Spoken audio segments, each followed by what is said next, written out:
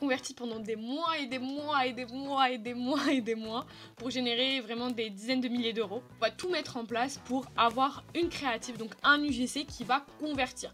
Et tout ça, ça passe par le script, par la créatrice de contenu, par le benchmark qui est hyper important. Mais au final, le KPI qui est le plus important, c'est les gens achètent. Ouh là là, si vous aimez les UGC, vous allez l'aimer cet épisode parce qu'aujourd'hui, j'ai invité Tanina. Et Tanina, elle a une agence d'UGC où elle essaie de faire les vidéos qui cartonnent le plus pour ses clients avec un objectif, faire des ventes en e-commerce qui soit le plus rentable possible.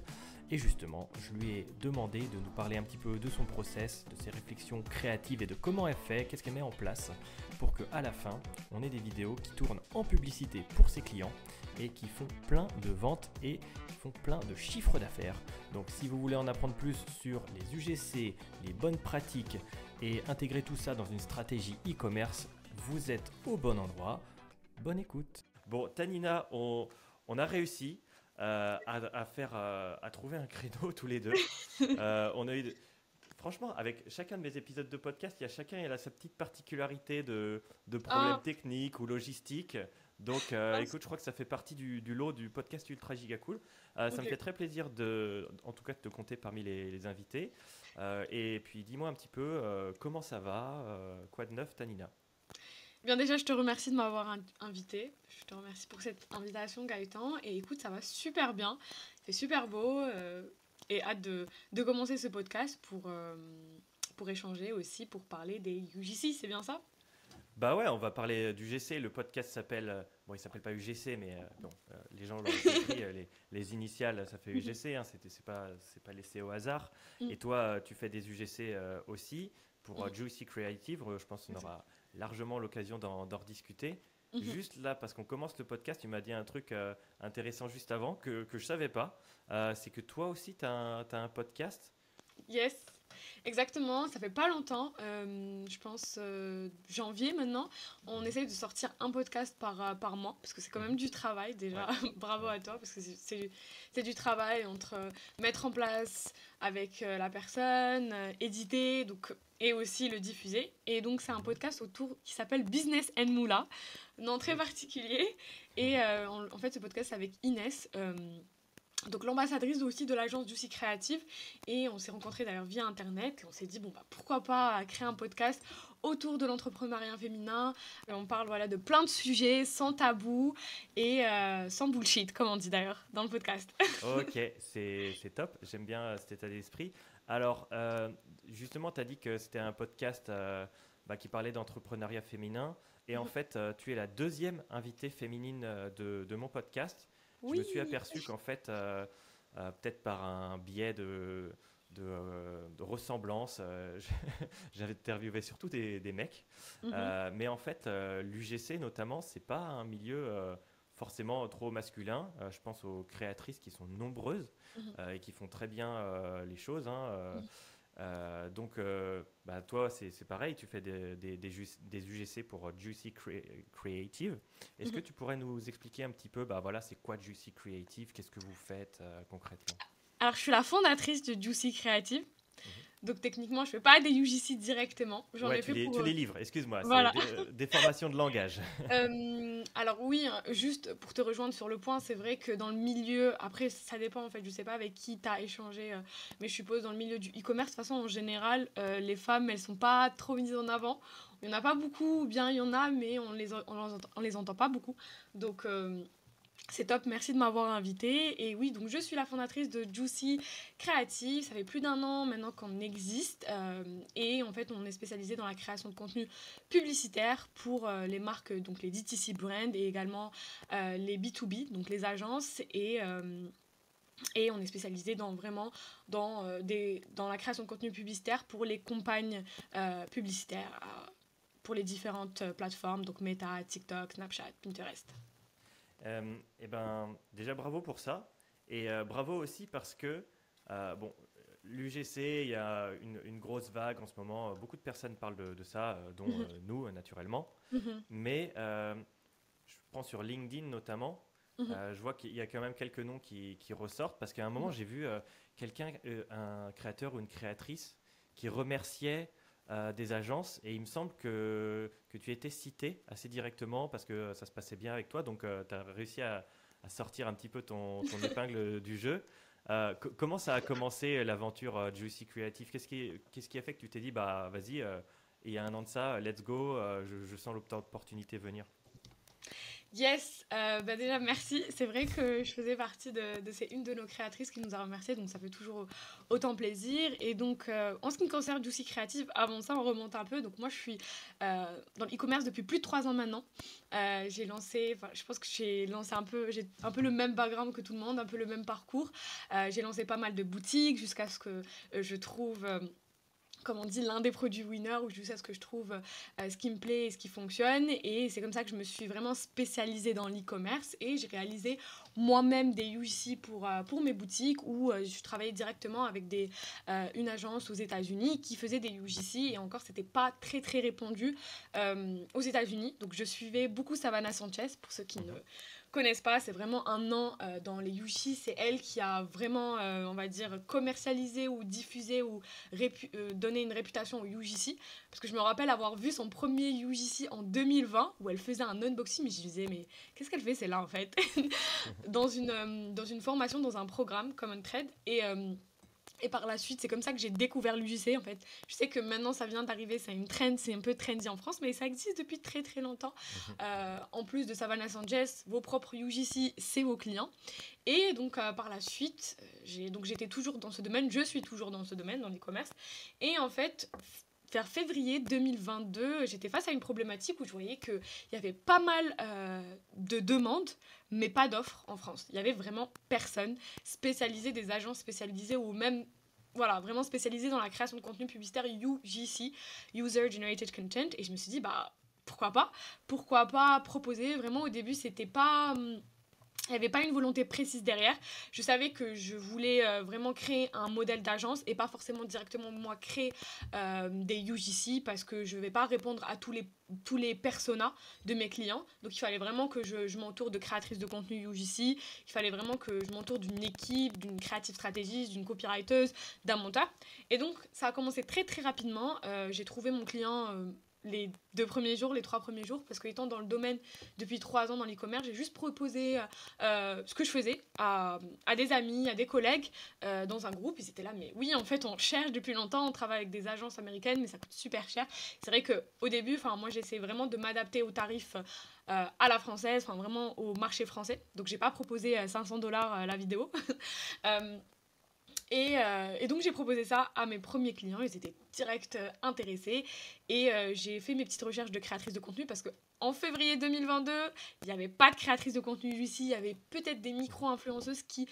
Non, vraiment, il n'y avait pas de créatrice de contenu UGC, il n'y avait personne qui comprenait ce que c'était l'UGC. En tout cas, les premières créatrices avec qui j'ai collaboré, avec qui je collabore jusqu'à maintenant. Et voilà, c'est comme ça que ça a commencé. Ok, super. Donc, tu t'es engouffré dans la brèche, t'étais là au bon moment, donc bah écoute, bravo, t'as eu du pif Yes, je pense que c'est ça. t'as su surtout saisir l'opportunité, pas juste la voir et faire les. Donc c'est cool parce que j'ai fait mes petites recherches avant l'épisode, j'ai vu là une newsletter et dans le premier épisode Substack, c'était justement vous existez depuis février 2022, vous avez fait des centaines du GC, donc quand même il y a eu du chemin parcouru quoi. Par rapport à tes débuts et là où tu en es aujourd'hui, ça a bien évolué, j'imagine. Qu'est-ce que tu as appris entre-temps sur l'UGC? Oui, alors ça a énormément évolué. Vraiment, les premiers UGC qu'on faisait, en toute honnêteté, en toute transparence, on n'était pas forcément fiers jusqu'à maintenant quand on regarde, mais c'est comme ça, on évolue. Alors ce qui a changé, c'est déjà, je dirais, tout ce qui est en fait la partie mise en place, logistique, on va dire, ou vraiment de la partie où on va trouver des créatrices de contenu, gérer les créatrices de contenu, les briefer, vraiment avoir un script adapté et aussi monter. Parce que les 5 premiers UGC qu'on faisait, on laissait les créatrices faire le montage, donc vers février et mars, et après on s'est vite rendu compte que ça pouvait pas faire de cette manière. J'ai essayé vraiment de faire mes recherches, de m'inspirer, je me suis améliorée au fur et à mesure. On a même accepté des collaborations en gifting, donc nos 1 ou 2 premiers clients, allez, un client ou deux clients, c'était vraiment une collaboration gratuite pour que nous-mêmes, on teste comment ça fonctionne. D'ailleurs, pour les créateurs de contenu qui commencent et qui nous écoutent, ce n'est pas grave de commencer avec une collaboration gratuite, ça peut que vous améliorer. Ne voyez pas ça comme un mauvais moyen de commencer votre journey, votre expérience UGC créateur. Et donc nous, par la suite, on s'est vraiment amélioré, on a vraiment filtré nos créateurs de contenu parce que malheureusement, étant donné qu'en France, c'était nouveau, donc il n'y avait pas forcément de bons créateurs de contenu qui faisaient la différenciation entre « Hello les filles, j'ai reçu mon produit, j'adore, voici le code promo » avec « Je teste ce produit, j'en suis super satisfaite, voici comment je l'utilise, voici comment vous pouvez l'utiliser, voici comment ça a réglé mon problème ». Et ça, en fait, on a vraiment dû faire un travail de notre côté au niveau de la sélection des créateurs de contenu et aussi vraiment adapter le script UGC, le brief UGC pour nos créateurs. Et surtout, avoir un montage de qualité parce qu'en fait, c'est vraiment tout un processus derrière. Ouais, le montage, ça peut faire pas mal la différence. Et moi aussi, j'ai testé quand j'ai fait des tout premiers UGC de laisser le montage aux créateurs. Et je me souviens même, il y en avait un, il m'avait livré une vidéo avec les sous-titres CapCut générés automatiquement. Il n'avait même pas pris le temps de les relire. Donc, il y avait des mots qui étaient genre coupés en deux. Il y avait des fautes d'orthographe très grossières. Et il n'y avait pas de ponctuation. Genre, ça gâchait tout, quoi. Oui, et même si tu veux des révisions, en fait, nous, c'était vraiment les débuts. On avait fait ça avec une ou deux vidéos. On avait vite compris que vraiment, on va laisser vraiment le créateur de contenu pour ce qui lui plaît et le laisser créer du contenu seulement et pas lui imposer cette partie montage. Et c'est pour ça que c'est bénéfique de travailler directement avec des agences. Donc, tu nous disais, OK, l'apprentissage, ça a été notamment au niveau du process de création du GC, depuis la sélection des créateurs, en passant par le script jusqu'au montage et donc le rendu final. Moi, avec quoi j'aimerais particulièrement discuter avec toi aujourd'hui, c'est, tu as dit, tu as une expérience e-commerce, donc tu es plutôt orienté résultat. Et les UGC, ça sert à ça. On les achète pour derrière être rentables. Et donc, du coup, j'aimerais qu'on parle un petit peu de ça. Toi, quel est ton process quand tu as une marque qui veut travailler avec toi, genre par quelles étapes tu passes pour t'assurer que derrière, pour eux, ça va être rentable. Tu vois, ils vont avoir des UGC qui vont les faire exploser parce que c'est ce que tout le monde veut. Donc, je te propose d'en parler. Alors j'adore cette question parce que vraiment notre process, après c'est pas pour faire un autre pub ou autre, mais notre process Juicy Creative c'est vraiment notre unique seller proposition parce qu'on a vraiment mis du temps à trouver quel est le bon process et surtout quand on a commencé et même en plein milieu de l'expérience, enfin vraiment de l'agence Juicy Creative, de la création de l'agence créative, il n'y avait pas beaucoup d'agences qui fonctionnaient de cette manière, mais nous, première chose, first thing first, c'est un client qui remplit vraiment un onboarding process adapté où on essaie vraiment de comprendre quel est son persona clé, quel est ses créatifs evergreen, qu'est-ce qui fonctionne pour lui, qu'est-ce qui ne fonctionne pas, qu'est-ce qu'il recherche, à travers quelle plateforme, quelles sont ses objections à l'achat. Et après, parce que qui va mieux parler de sa marque que le client? Donc nous, bien sûr, on va faire notre benchmark, on va faire notre recherche, mais le client, c'est bien le seul qui va très bien parler de sa marque ou de son agence, parce qu'on a des clients B2B. Et par la suite, on va créer en fait une Creative Strategy Overview. Donc on appelle ça une Creative Strategy Overview. Je sais, ça paraît... il y en a qui détestent l'anglicisme, mais une stratégie créative, tout simplement. C'est plus stylé en anglais. Et on met en place une Creative Strategy Overview pour vraiment proposer aux clients quels sont les différents angles, quels sont les différents angles qu'on va mettre en place, quel est le hook, quel est le motivateur, quel est le unique seller proposition de la marque qu'on va faire ressortir à travers les vidéos, et aussi quels sont les créateurs de contenu qui sont adaptés pour sa marque. Et donc par la suite, lui, le client choisit, donc le client, la marque en question choisit donc le créateur de contenu et confirme la creative stratégie. Nous par la suite on réalise le brief. Des fois en fait le client il nous laisse vraiment 100% ou des fois dans certains cas il veut vraiment un peu rectifier ce qui peut être totalement normal, mais habituellement en fait ils nous font totalement confiance. C'est pour ça qu'ils recrutent, qu'on collabore, que les marques collaborent avec les agences parce que voilà ils ont besoin de leur expertise. Et par la suite nous On briefe les créateurs de contenu, vraiment on essaye de leur faire comprendre qu'est-ce qu'on doit faire ressortir, quel est l'objectif de la campagne. Parce qu'il y a différents objectifs, il y a des objectifs organiques, il y a des objectifs de conversion. Comme j'ai à chaque fois, la créative, c'est bien si elle est belle, mais c'est mieux si elle convertit. Et donc par la suite, nous on reçoit les rushs et les créateurs de contenu nous envoient les rushs. On passe tout ça au montage. Donc étant donné qu'on avait vraiment commencé à avoir pas mal de clients et aussi pas mal de vidéos en même temps, on a un monteur en full time et là également on a 2-3 autres monteurs pour essayer d'aider notre monteur en full time. Et donc on reçoit les rushs, on les monte et on envoie à notre client. Okay. Et derrière, on laisse les plateformes publicitaires s'en occuper. Tu gardes la main sur les comptes de tes clients ou c'est eux qui t'informent derrière du succès de tes créas? Peut-être que tu fais un peu les deux parfois. On fait les deux. Alors, en fait, pour certains clients, selon le package, on n'a pas directement la main sur les campagnes publicitaires. On a des retours, on a les retours des différents KPA. On demande les retours, bien évidemment. Ou certains clients, nous, on ne fait pas de media buying. On est vraiment spécialisé, focus créatif. C'est vraiment ce que je veux mettre en place avec l'agence et ne pas essayer de me disperser, parce que le media buying c'est quand même quelque chose où il faut vraiment faire encore plus un autre processus, mettre en place un autre processus, et donc on ne pourra pas faire tout ça. Et donc nous on est vraiment focus créa, et certains clients on a vraiment accès à leur campagne publicitaire où nous derrière on va voir les résultats et on va directement itérer, on va améliorer, on va proposer des créas, on va changer les créateurs de contenu. En fait c'est vraiment test and learn, voilà.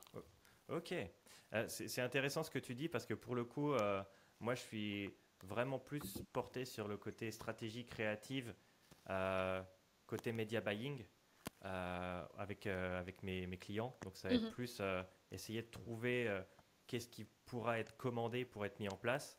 Et derrière, comme tu dis, en fait, c'est bien aussi de garder un peu cette expertise sur la création, le montage et tout. Et si tu essaies de tout faire, au bout d'un moment, tu t'en sors plus, quoi. Oui, donc toi aussi tu es focus un peu sur... d'un côté c'est bien parce que tu as accès à toutes les campagnes publicitaires de tes clients et par la suite tu leur fais des propositions et après tu travailles directement avec des créateurs de contenu ou... Ouais, en fait moi c'est plutôt comme ça.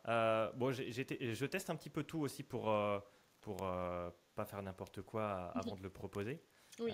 Et de l'UGC j'en ai fait, mais aujourd'hui pour le côté media buying, en fait c'est trop important, j'estime, d'avoir le regard un petit peu fréquent sur les campagnes pour voir ce qui se passe. Et je m'aperçois que c'est super intéressant aussi de travailler main dans la main avec les gens qui sont sur le côté créatif et qu'il y a besoin aussi de ces gens qui ont cette expertise. Moi, je crée du contenu TikTok, donc forcément, je connais un petit peu mieux la plateforme et tout. Mais si tu veux, il y a quand même des rouages à mettre en place et tout. Trouver les bons créateurs aussi qui savent s'adapter à ce genre de contenu, c'est un vrai challenge. Peut-être là-dessus, tu as des choses à nous dire. Genre, tu nous as dit que tu avais un filtre, un process de sélection des créateurs. Par quoi tu passes justement pour identifier des personnes qui, tu le sais, te donneront un bon contenu? Alors franchement, avec maintenant l'expertise, c'est en 2 secondes, j'ai le regard, je vais dire que si c'est un bon créateur ou un créateur de contenu qui est peut-être pas forcément adapté pour nos clients. Déjà, il faut prendre en compte que l'UGC, ça vient vraiment... Là, ça commence à être de plus en plus trendy et c'est top parce que maintenant, les créateurs de contenu sont en train de se former. Mais au début, quand on a commencé avec les 2 premières créatrices, on a vraiment fait ce travail de... Voici, c'est un script, vous ne devez pas le lire mot pour mot, vous devez donner aussi votre avis, vos ressentis, votre ressenti et l'adapter. Ce n'est pas de l'influence. Et nous, on a eu certains créateurs, malheureusement, qui n'avaient pas compris. Et c'est pas de leur faute parce que ça vient de venir. Et certains créateurs qui se sont très vite adaptés.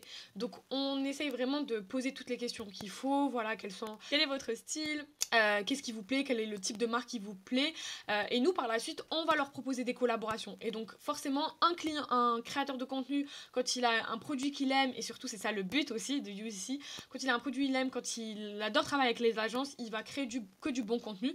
Et donc, nous, en plus de choisir un créateur de contenu adapté, d'ailleurs, je remercie Marie qui a fait un tally hyper adapté, donc un formulaire. Donc, les créateurs de contenu, quel est notre funnel? C'est vraiment, elles viennent à travers un e-book, elles lisent le e-book pour comprendre un peu l'agence, parce qu'on ne veut pas prendre tout le monde. Notre but, c'est vraiment d'avoir peu de créateurs de contenu, mais vraiment de bons créateurs de contenu. On n'a pas 800 créateurs de contenu au sein de l'agence, on n'a pas 700 000. On a vraiment une trentaine avec qui on a collaboré et qu'on peut recommander à nos clients, qu'on peut vraiment se dire c'est 100%, c'est sûr. Elles vont créer du bon contenu, ils vont créer du bon contenu. Et par la suite, en fait, ils lisent un e-book. Donc ce e-book, c'est vraiment pour connaître un peu plus sur l'agence. Et donc, ils rentrent sur un autre tunnel qui est le Tally. Donc, c'est un formulaire où ils remplissent toutes les questions sur eux, quel est leur style, leurs cheveux, quel téléphone quel est le type de téléphone, parce que aussi, des fois, ça a son importance. Et donc, par la suite, nous, par derrière, en fait, on va les recontacter pour des collaborations. Il y a des créateurs de contenu, on va directement leur proposer, en fait on les appelle les créatrices de contenu exclusif, chouchou, ou avec qui on a déjà collaboré, on va directement leur proposer des collaborations. Mais quand c'est un profil spécifique, on est obligé de faire un peu notre recherche et rechercher d'autres créateurs de contenu. Donc par la suite, nous un peu on fait des collaborations de tests pour voir si déjà ils répondent à nos besoins et par la suite on les propose à nos clients. Voilà. Ok. Alors j'irai jeter un œil au questionnaire pour les cheveux, pour voir si je rentre dans les grilles du creative, mais il est possible que je sois éliminé d'office. Oui, là. Alors, un autre truc que j'ai remarqué en m'intéressant à ta newsletter, là, parce que j'ai appris 2-3 trucs quand tu présentais Juicy Creative, en fait, c'est que tu as travaillé avec des marques francophones, mais également anglophones. Donc, je suppose que parmi les créateurs, tu as dû aussi trouver des personnes anglophones également.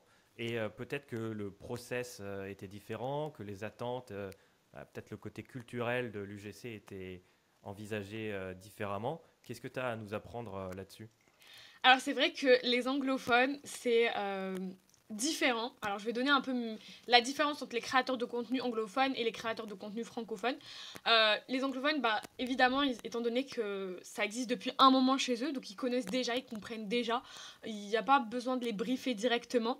Et même au niveau du montage, on peut leur laisser un peu la main parce qu'ils s'y connaissent. Au niveau du montage, ils comprennent, ils savent que les sous-titres à la mode, c'est ce qui fonctionne, ils savent que les transitions chaque 2-3 secondes, c'est ce qui fonctionne. Donc c'est ce qui est bien avec les créateurs de contenu anglophones, c'est qu'on va leur envoyer un script, des fois on leur envoie le script un petit script, quelques lignes, et ils vont vraiment adapter ça à eux, à leur personnalité, et ils vont vraiment bam bam bam sortir quelque chose. C'est ce qui est top. Alors que, en revanche, avec les créateurs de contenu, il y a quand même ce travail, ce processus, parce que, encore une fois, les créateurs de contenu francophones, ça vient d'arriver, mais tout autant, la qualité du contenu est top. Mais c'est juste qu'il y a plus cette facilité vers les créateurs de contenu anglophones, parce que quand même ça date. Et ce que je peux dire aussi, c'est que ce qui est bien aussi, c'est les créateurs de contenu et la différenciation. Les créateurs de contenu anglophones, il y a quand même ce côté acting. Voilà, tout ce qui est américain, on sait très bien, c'est un peu too much des fois. Donc on est obligé de leur dire, bon, il faut diminuer, il faut un peu, voilà, essayer de moins ralentir, essayer de ralentir au niveau du côté acting et vraiment faire ressortir le côté UGC et non pas I'm obsessed, like... Ça ne doit pas être too much, alors que quand même, dans le côté créateur de contenu francophone, il y a ce côté un peu plus authentique qui ressort, plus naturel, que j'aime beaucoup. Et donc voici la différenciation, mais j'aime bien travailler avec les deux, les deux types de marchés. Il n'y a pas forcément une préférence, c'est juste que chacun a ses petits points différents. Ok. Alors, je vais te poser une question un petit peu, un petit peu piégeuse, mais c'est pas méchant. Hein. C'est que, tu vois, moi je t'ai dit, je me suis aperçu que j'avais du mal à respecter la parité dans mon podcast et que du coup, tu es la deuxième invitée féminine. Et dans le milieu de l'UGC, j'ai l'impression que c'est peut-être un petit peu plus féminin que masculin finalement. Et à ce titre, sur ton site, dans le portfolio, je vois essentiellement des femmes. Est-ce que c'est un choix ? Est-ce que c'est par la demande ? Est-ce que c'est par la présence et la disponibilité des créatrices ? Alors c'est vrai que dans notre portfolio, il y a une vidéo avec un créateur de contenu, il est vrai, mais le reste c'est 2 créateurs de contenu. Alors non, c'est pas un choix, parce que déjà habituellement, l'agence du créative, on collabore souvent avec des marques de beauté, wellness, enfin vraiment un peu dans ce milieu. On essaye de s'ouvrir à d'autres marques, mais ça dépend encore une fois de la demande de nos clients. Et aussi les créateurs de contenu hommes, il n'y en a pas encore beaucoup en France, donc n'hésitez pas à vous lancer. Le marché aussi est fait pour vous. Il y a de super beaux créateurs de contenu hommes qui font un travail excellent. Par exemple, dans le marché anglophone, je travaille avec des créateurs de contenu hommes qui s'y connaissent très très bien en UGC. Donc, c'est pas forcément une volonté, mais c'est surtout selon la demande et aussi selon l'offre. Donc, c'est surtout par rapport à ce point. Ok. Euh, alors, du coup, tu t'as dit un autre truc intéressant, c'est qu'il y a des gens qui savent déjà faire du très beau contenu. Mhm, Moi, je disais, ce qui m'intéresse, parce que moi, le contenu, il est fait pour les pubs, mhm, c'est qu'à la fin, ça convertisse. mhm, Et donc, faire une vidéo, une trend TikTok ou avoir des jolis effets spéciaux ou une vidéo même très léchée, un peu corporate, ça va être joli, ça va pas forcément mhm. convertir derrière. Toi, comment tu t'assures que ça convertit? Et si même parfois ça marche pas, qu'est-ce que tu fais pour essayer d'améliorer et de corriger ça? Yes, bah déjà, je repars sur ton point. Les trends en ad, ça ne fonctionne pas. Enfin, très rarement. Donc, les marques qui font ça, s'il vous plaît, arrêtez de dépenser votre budget inutilement. Enfin, je sais pas, d'ailleurs, tu me donneras toi ton retour avec les marques avec qui tu collabores. En tout cas, nous, avec notre expertise, on a remarqué que les trends TikTok balancés en ad, ça ne fonctionne pas. Donc, arrêtez le massacre. Alors nous, comment on fait? Bah déjà, on met tout en place. Vraiment, c'est surtout au niveau du processus. On va tout mettre en place pour avoir une créative, donc un UGC qui va convertir. Et tout ça, ça passe par le script, par la créatrice de contenu, par le benchmark qui est hyper important. Des fois, en fait, il faut pas recréer la chandelle, comme on dit. Il faut vraiment s'inspirer de ce qui fonctionne. Et par la suite, on peut itérer. Et nous, derrière, on essaye vraiment de voir à travers les différents KPA, voir si ça fonctionne. Et donc, si ça ne fonctionne pas, on va remplacer, on va réitérer à chaque fois. En fait, c'est vraiment le test and learn. Malheureusement, en fait, on ne peut pas promettre. Ça serait vraiment un mensonge. Et d'ailleurs, les agents, enfin, pardon, je ne veux pas forcément comparer, mais je veux dire, ça serait vraiment un mensonge de dire on va vous faire un ROS de 10 avec une creative UGC. En fait, si vraiment avec une creative UGC, toutes les DTC brands, elles faisaient voilà, des ROS de 10, bah, toutes les DTC brands seraient riches, voilà. Mais mais ce n'est pas le cas, ça serait un mensonge, je sais pas. Avec un UGC qu'on explose les campagnes publicitaires, il faut vraiment avoir toute la stratégie derrière. Et donc, nous, on essaye d'adapter notre stratégie, avoir un UGC qui puisse convertir au maximum. Et si ça ne fonctionne pas, l'UGC, bah, on va tester, on learn, enfin, test and learn. À chaque fois, je sais, j'ai beaucoup répété ce terme, mais c'est vraiment ce qui identifie le plus la publicité en ligne. Et donc derrière, si ça ne fonctionne pas, on va réitérer, on va changer le créateur de contenu parce que des fois, même si en fait on prend 2 créateurs de contenu qui ont le même brief, la même créa, le même UGC, et bien un créateur de contenu va plus convertir qu'un autre créateur de contenu. Donc tout ça en fait, c'est les campagnes publicitaires qui nous disent ce qui fonctionne et ce qui ne fonctionne pas. Mais nous en amont, on va tout mettre en place pour que ça fonctionne, bien évidemment. Et tout ça, ça passe par une recherche poussée. Je sais Ok. pas si j'ai bien répondu à ta question. Si, bien sûr, mais en fait, si tu veux, euh, chacun détient un petit peu une part de la vérité. Je te donne un exemple. Le tout premier épisode, on va dire, parce qu'il y a eu un épisode 0, l'épisode 1, qui était avec l'agence UGC Kikads. Et eux, ce qu'ils faisaient notamment, c'est que pour chaque vidéo, ils tournaient plusieurs fois l'intro, le hook, parce qu'on sait que c'est important. Et ça permet comme ça d'avoir des itérations un peu rapides. Est-ce que c'est quelque chose que toi, tu mets en place ou pas? Enfin, est-ce qu'il y a, toi, des trucs que tu estimes être importants pour faire en sorte d'éviter les ratés, de minimiser la casse le cas échéant, quoi? Oui, c'est vrai que avoir en fait des concepts et différents hooks, nous aussi on le met en place. Donc ça, je rejoins totalement. Donc c'est vraiment un processus pour savoir ce qui fonctionne le mieux. Donc les 3 premières secondes, le hook, le scroll stopper, et vraiment itérer le scroll stopper. Donc avoir différents, mais aussi surtout avoir différents créateurs de contenu pour la même vidéo. Donc ça, c'est un concept aussi qui nous permet de voir ce qui fonctionne le mieux. Mhm. Ok. Et Euh, pardon, vas-y. non, c'est moi qui n'aurais pas dû Non, non, non, t'interrompre. vas-y. Je t'en prie, continue. Vas-y. Non, et aussi en fait les b-roll scènes, des fois en fait ce qu'on a remarqué c'est que il n'y a pas forcément besoin d'avoir un hook hyper trashy ou un hook hyper captivant ou d'avoir une voix off pour que ça fonctionne. Et ce qu'on fait des fois aussi c'est qu'on crée du contenu sans voix off, vraiment sans voix, où on voit à peine des fois le créateur de contenu, mais vraiment on voit le produit en action. Parce que des fois en fait même si on veut que ça ressemble à un UGC, les gens ils ont besoin de voir aussi les publicités, ça ne fait pas de mal, hein. Donc moi je pars pas trop du principe qu'aussi des fois ils disent ça ne doit pas ressembler à des pubs. Non, je vois pas où est le problème que ça ressemble à des pubs. Des fois, il y a des pubs hyper intéressantes sur les réseaux sociaux. On a envie de voir jusqu'à la fin. Je me suis retrouvée d'ailleurs à avoir une pub d'un entrepreneur de plus de 4 minutes. Et au final, il m'a bien mis dans son tunnel de vente. C'était un UGC professionnel parce que ça partait dans un studio et tout. Et j'ai acheté son livre. Donc voilà, nous-mêmes, on se fait avoir. Mais... Mais yes, on n'est pas obligé vraiment de dire que ça doit pas ressembler à une pub, ça doit être hyper voilà, dans le naturalisme. Non, en fait, les gens, en fait, tant que ça convertit, c'est essentiel. Et donc, nous, ce qu'on a remarqué aussi, c'est tester les b-roll scènes. Donc, les b-roll scènes, c'est là où le créateur de contenu ne parle pas forcément, mais juste fait des actions. Et donc, nous, on va vraiment tester les b-roll scènes au début, au milieu, à la fin et voir comment ça fonctionne. Je refais un tour sur les b-roll parce que pour en avoir parlé à plusieurs personnes, c'est pas un concept qui est évident pour tout le monde.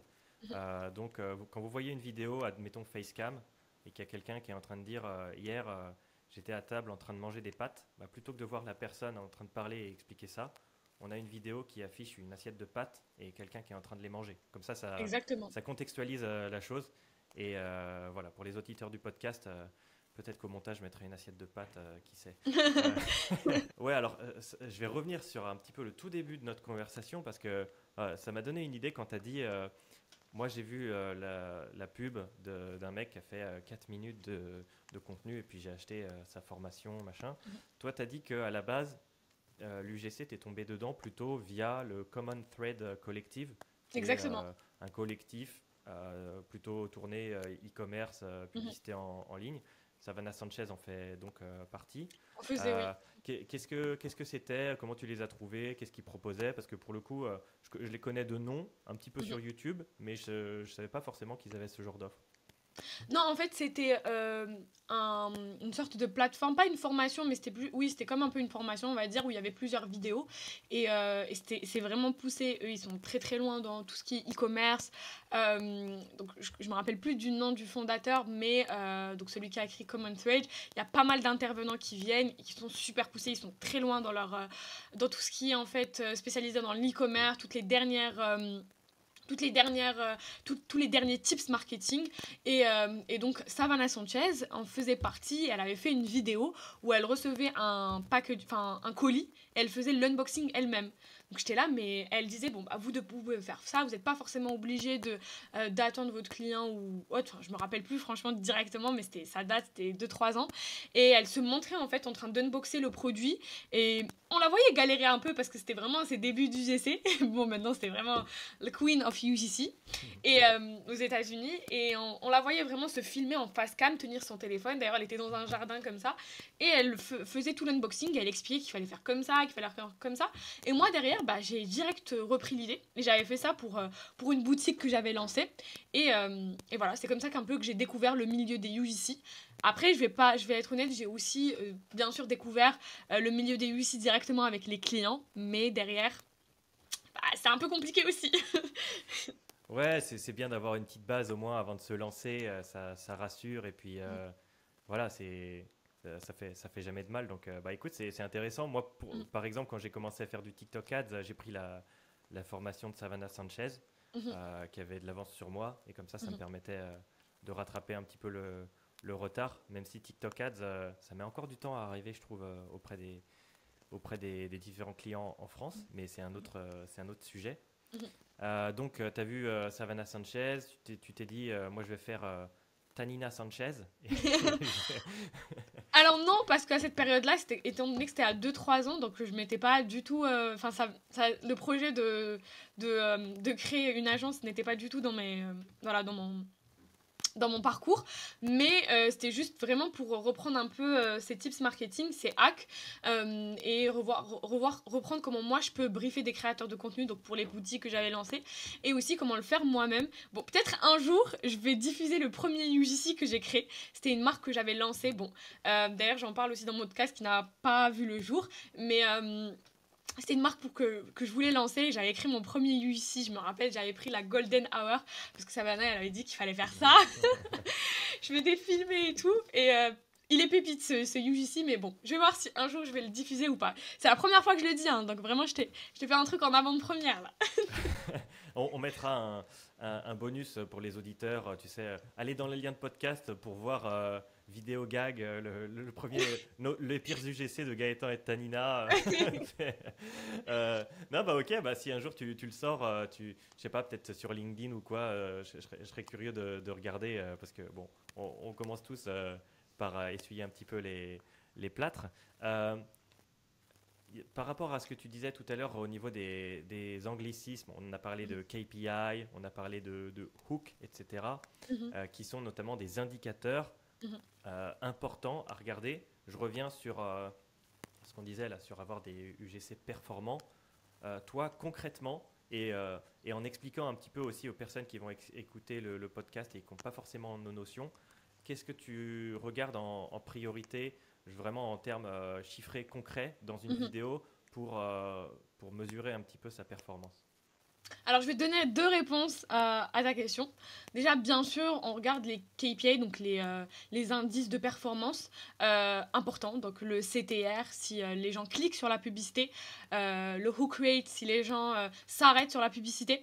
Le video heard rate, si après que les gens s'arrêtent sur la publicité, est-ce qu'ils regardent la publicité? Est-ce qu'ils continuent la publicité?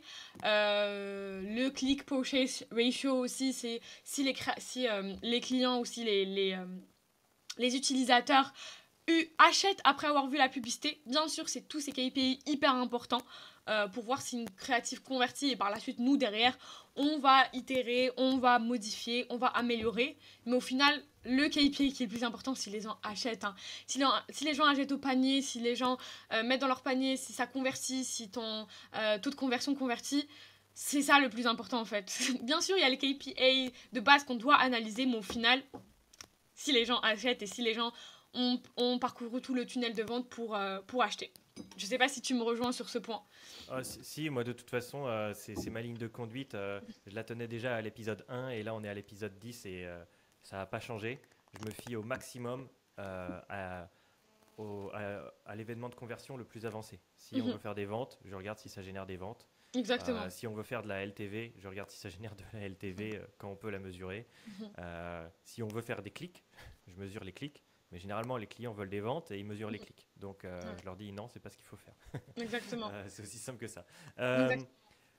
Alors, je voulais te poser une question qui m'a traversé la tête, mais là, c'est une nouveauté et je t'avais pas prévenu avant. Donc, on peut soit skipper la question si t'as pas la réponse ou même se donner le temps de la réponse. Ce serait quoi, toi, deux anecdotes, la bonne et la meilleure et la pire de ce qui t'est arrivé depuis que tu as commencé à créer un petit peu des UGC? Ok. La meilleure, je dirais qu'une des créas pour un de nos clients, elle a converti pendant des mois et des mois et des mois et des mois et des mois pour générer vraiment des dizaines de milliers d'euros, voire plus. Et ça fait plaisir, en fait, c'est vraiment l'acheminement, l'aboutissement de notre travail. Donc nous, c'est ça le but, bien sûr, on est une agence, on est rémunéré, mais derrière, moi, ce qui me drive aussi, c'est les indices de performance, c'est ce que ça rapporte à nos clients, et c'est hyper intéressant de voir qu'on teste pas mal de points, on met en place un processus, et par derrière, ça fonctionne. Donc voici, en fait, l'une des meilleures expériences, je dirais, pour un de nos clients, c'est vraiment que voilà, ça crée à la tourner sur TikTok, sur Snapchat. Et Dieu sait que sur TikTok, il y a quand même cette fatigue publicitaire. Je sais que même si certains n'aiment pas ce terme, mais il y a quand même, soyons honnêtes, hein, sur TikTok, certaines créas, au bout de quelques semaines, elles se fatiguent. Et je dirais une autre meilleure anecdote avec une des créatrices de contenu, parce que aussi on travaille avec pas mal de belles personnes, avec 2 créatrices de contenu. on leur envoie le brief, elles font un travail tellement qualitatif, il n'y a pas de révision, le brief est envoyé, on reçoit au bout de même pas 2 jours. D'ailleurs, je vais donner un big up, je vais donner aussi quel est le nom de la créatrice, c'est Solène. On a travaillé avec pas mal de créatrices de contenu, n'hésite pas aussi à l'inviter peut-être à ton podcast. Ah bah faudrait que tu me donnes le lien. Yes, je vais te J'ai donner. eu un créateur, c'était Jordan, mais j'ai pas eu de Ok. créatrice, donc je me Yes. note Solène. Bah, on a travaillé avec elle aussi, avec Léane. En fait, c'est ça les meilleures anecdotes. Elles font un travail super qualitatif et aussi leur rush, des fois, c'est super drôle au niveau du montage parce que bah, c'est hyper touchant. Il y a ce côté authentique et nous, bah, on s'amuse grave au niveau du montage. En tout cas, mon monteur s'amuse super. Mon monteur s'amuse beaucoup, pardon. Et donc, c'est vraiment ce processus où, encore une fois, c'est toujours le processus, je sais, je le redis, mais quand on met en place, tout un tunnel, vraiment quand on met en place toutes les steps et que au final, ça fonctionne. Les créatrices de contenu réagissent bien, nous envoient un contenu qualitatif. Je dirais que ça, c'est une meilleure. Je sais pas si c'est trop une bonne anecdote, mais j'étais tellement satisfaite de par le travail derrière que je dirais que c'est l'une des meilleures anecdotes. Après, j'aurais voulu commencer par la meilleure anecdote, peut-être.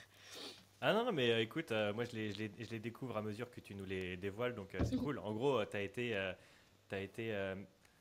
plus que tu t'attendais pas à un tel résultat, ça a dépassé tes attentes et c'est cool. Ça Exactement. veut dire qu'il y a des gens qui sont quand même très chauds en UGC, quoi. De en fait recevoir le contenu, la qualité du contenu, la qualité de ce qui est réalisé dans le contenu, pas de révision, la rapidité, vraiment, en fait, tout est en place. Donc, étant donné que c'est un cercle, donc c'est chacun, on va dire, collabore ensemble, donc on est obligé d'avoir tous les points qui se rejoignent. Ok, super. Est-ce que tu as une pire Yes, anecdote à nous partager? malheureusement, une mauvaise anecdote, c'est, je dirais que des fois, enfin pas des fois, c'est arrivé une fois, où on a envoyé le colis, on a mis en place un contrat, on n'a jamais eu de retour de la part, je dirais pas si c'est un créateur ou une créatrice, mais on n'a jamais eu de retour de la part du créateur en question, ou de la créatrice en question. Donc ça plombe un peu. Heureusement que notre client était hyper compréhensible, mais des fois ça arrive. Donc des fois ça arrive, et je peux comprendre que ça peut arriver du côté créateur, où des créateurs envoient leurs vidéos, et au final la marque ne les rémunère pas. Ça peut arriver du côté agence aussi, où on envoie le produit, et au final, bah, nous, ça nous porte préjudice parce qu'on a l'impression qu'on n'est pas sérieux, mais des fois, on contrôle pas, on n'a pas forcément la main prise sur ce que va faire le créateur de contenu. Et c'est pour cette raison que maintenant, on a filtré notre sélection. Voilà, le créateur de contenu ou la créatrice de contenu en question nous répondait plus, elle nous a ghosté. Et malheureusement, en fait, c'était un produit d'une valeur au moins de une cinquantaine d'euros, une soixantaine d'euros, donc c'est aussi un coût. Et donc nous, par la suite, vraiment, on a durci encore nos contrats, on a durci notre processus, et pour essayer aussi de ne pas porter préjudice. Ça donne une mauvaise image, et donc c'est pas ce qu'on souhaite. Et si ça donne aussi une mauvaise image aux créateurs de contenu. Donc nous derrière, c'est pour ça qu'on filtre au maximum. Ok, Voilà. je pense que ouais, tu fais bien, c'est dans l'intérêt de tout le monde, quoi. Pour les créateurs de contenu que toi derrière tu vas sélectionner, pour que les gens aient confiance en eux et que le business il continue de grossir et que voilà quoi, c'est bénéfique pour tout le monde. Donc cette mauvaise anecdote au Exactement. final aura eu des répercussions positives sur Exactement, ton toujours. process et ça Toujours. c'est l'essentiel. Ok, bah écoute, tu sais, moi dans mon podcast, généralement j'ai une petite liste de questions. Et Ok. passer la liste de questions, je me tourne plus vers l'invité pour savoir s'il y a des trucs qu'on s'est dit qui auraient nécessité peut-être un petit peu de développement, s'il y a des points que tu voulais rajouter. Dis-moi un petit peu, est-ce que tu voulais avoir quelque chose pour qu'on se dirige vers le mot de la fin? Yes, je pense que étant donné que l'UGC débarque de plus en plus, moi ça me fait plaisir parce que je pars du principe que quand il y a de la concurrence, donc c'est un bon marché, et je le dis tout le temps. Donc je pense que les créateurs de contenu, les marques et les agences, ils doivent travailler ensemble, ils doivent pas se voir comme des concurrents, surtout les créateurs de contenu avec les agences avec les créateurs de contenu, les marques avec les créateurs de contenu. On doit vraiment faire ce travail main dans la main pour essayer vraiment de développer encore plus l'UGC en France, de développer aussi les créateurs de contenu, vraiment d'avoir de super bons créateurs de contenu, d'avoir aussi des agences qui respectent aussi les créateurs de contenu, qui fassent aussi un bon travail pour les marques. Et donc, moi, je dis juste qu'il faut se tenir main dans la main et collaborer tous ensemble. Ok, et ben franchement, c'est trop beau. Alors, je mettrai un b-roll de gens qui sont dans un champ main dans la Ok. main, en train de tourner en cercle. Je plaisante, mais au final, j'entends pas mal ça dans le milieu UGC marketing où en fait on voit que la pub en ligne et tout, genre il y a trop à faire quoi. Genre, Mhm. c'est impossible d'avoir tout le gâteau, il y aura toujours une part à se partager et puis c'est cool, bah, tu vois par exemple de pouvoir interviewer toi ou d'autres personnes qui travaillent dans le milieu parce que chacun apporte un petit peu sa pierre à l'édifice et du coup ça fait très plaisir de pouvoir avoir tes petites gold nuggets comme ça. Donc merci beaucoup Tanina. Je te Je te propose remercie. qu'on procède à la fin de l'épisode. J'ai pas de cérémonie quoi que ce soit. Mhm. J'aimerais juste que tu nous dises bah, où est-ce qu'on peut te retrouver et qu'est-ce qu'on peut faire en te contactant éventuellement. La parole est à toi. Bah, déjà, je te remercie de m'avoir invité. Super podcast, en tout cas, super logo aussi, super design, j'aime beaucoup. Je pense qu'il y a eu quand même du travail derrière, donc faut bien mettre ça en avant. J'ai même ton stickers, donc il faut dire aux gens que voilà, il y a eu un beau travail de ta part, Gaëtan. Et donc pour me retrouver, vous pouvez me retrouver sur LinkedIn. Donc moi, je teste pas mal, je poste pas mal, enfin pas mal, je poste 2 ou 3 fois par semaine, enfin j'essaye. Sinon, je suis aussi dispo sur TikTok, où TikTok, bah, je me lâche un peu plus, je fais des analyses de marque, donc Nina Stratégie, ou bien vous pouvez suivre l'agence si vous avez envie sur Instagram, où aussi on donne pas mal de tips, on met en avant nos créas, ça peut inspirer les créateurs de contenu, les marques aussi, qui collaborent pas forcément avec nous, mais qui ont juste besoin d'inspiration, ou bien notre newsletter.